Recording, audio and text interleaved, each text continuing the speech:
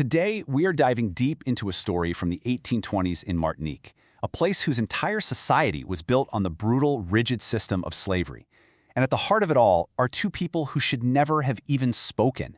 We've got Baroness Élodie de Santoba, a woman literally trapped in a gilded cage, and on the other side, Alexandre, an enslaved master carpenter with a brilliant mind he's forced to hide. So we're going to trace this forbidden history through 5 acts. It's an incredible story that goes from this one dangerous meeting of minds to the absolutely devastating price they and their 5 children would eventually have to pay for daring to defy their entire world. All right, so let's set the scene. We're at Chateau Bellevue, this grand, sprawling sugar plantation. But for Élodie, it's an opulent prison. And for Alexandra, it's a literal one. This is a world where every single interaction is policed by this invisible but totally absolute set of rules. And that invisible force, it had a name, the Code Noir. These were the actual laws that treated enslaved people as property, not people. It governed every single aspect of their lives and flat out denied their humanity. So any real connection across that racial divide wasn't just frowned upon, it was a fundamental threat to the entire system. What Élodie and Alexandre did next wasn't just illegal. To the people around them, it was unthinkable. I mean, just look at the two of them. On one side, you've got Élodie, the lady of the manor, educated but completely starved for any real conversation. On the other, Alexandre, an enslaved artisan, trapped by law, but with this incredible mind. The chasm between them seems absolute, right? But then, during a simple discussion about repairing the estate, they discover something shocking, an intellectual equal. And that alignment of minds defied everything their world was built on. Well, that intellectual spark pretty quickly ignited into a full-blown forbidden affair. And soon it led to the first of many catastrophic secrets. Élodie was pregnant. In their world, this wasn't just a scandal, this was a potential death sentence for both of them and for the child.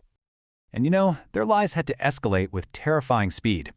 With their first child, Marie, a faked illness and a secret villa, well, that was enough. But just 2 years later, their son Jacques is born.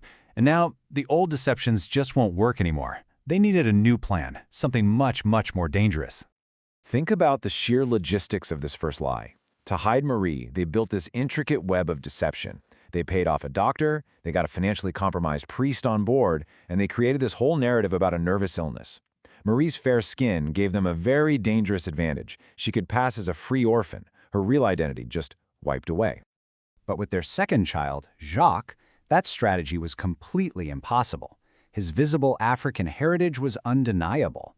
He was walking, talking evidence that could bring their entire world crashing down and get them all killed. They needed a new and truly horrifying solution. And so this kicks off an absolutely impossible decade of deception. With each new child, the web of secrets just grew more and more complex. Their moral compromises got deeper, and the weight of it all stretched them to their absolute breaking point. This table, this is where the sheer scale of their lies really hits you. Just look at the desperate, unique solution they had to invent for each child.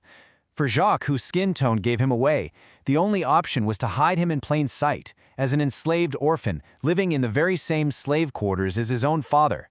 5 children, 5 completely separate lives, each one built on a foundation that was just getting more and more fragile.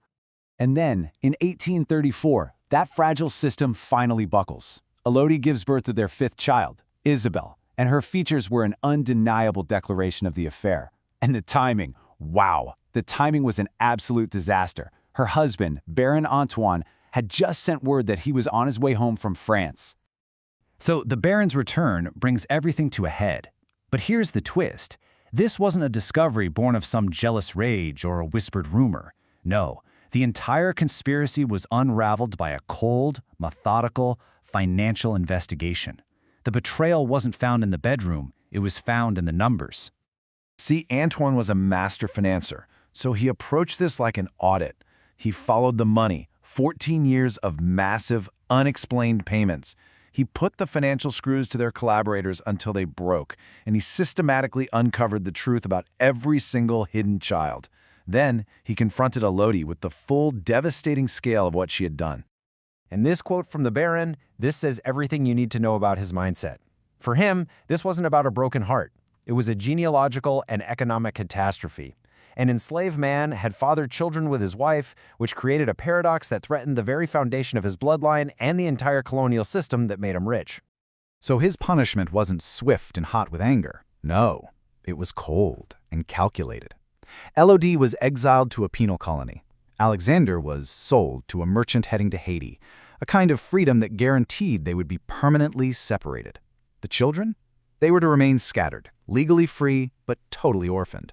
And the final threat? If any of them ever tried to make contact, Alexandre would be hunted down and publicly executed. And so begins the final act, the aftermath. And it's a lifetime of quiet devastation. Élodie and Alexandre were cast out, forced to live these parallel, isolated lives, haunted by the family they created but could never, ever claim. Their fates were so grimly symmetrical. Élodie, the former Baroness, ends up a poor teacher just struggling to survive. And Alexandre, now legally free in Haiti, becomes a mason, literally rebuilding a nation, while his own life is still completely in ruins. He was free from chains, but not from memory.